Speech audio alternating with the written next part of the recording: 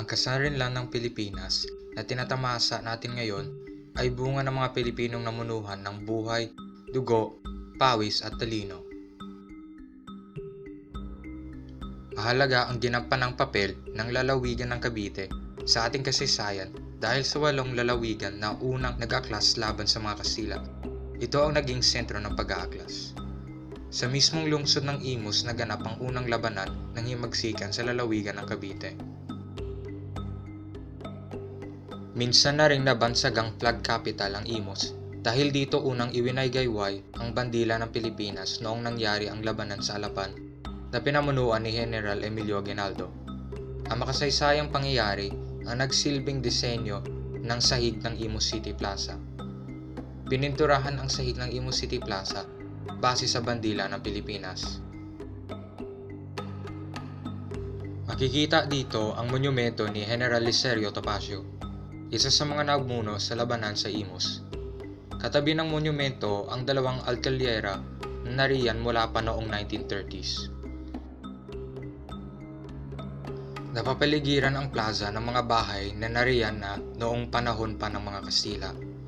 Arkitekturang estilo ng mga bahay ay bahay na bato.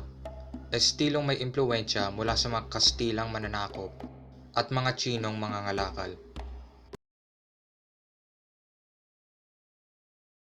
So, kasama ng Espiritu Santo, mapapasa ka lang ng hanggan. Sa katabi ng plaza, makikita rin ang Katedral ng Imus. Gawa ito sa bato at ladrillo. Itinatag ang katedral na ito noong 1795 bilang simbahang parokyal ng mga Paring Recollectos ng Augustinian.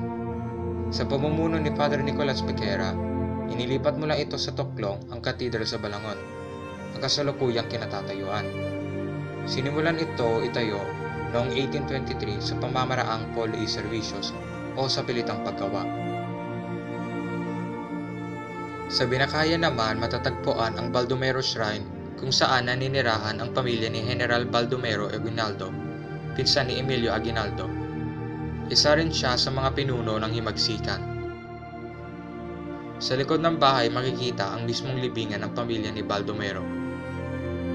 Ipinagkaloob ang bahay ni Baldomero sa pamahalaan ng Pilipinas ng kanyang apo na si Cesar Berata noong 1982. Ilan lamang ang mga ito sa mga natatanging pamana ng lalawigan ng Cavite na bumuo ng kamalayan at pagpapakilanlan ng lahing Pilipino.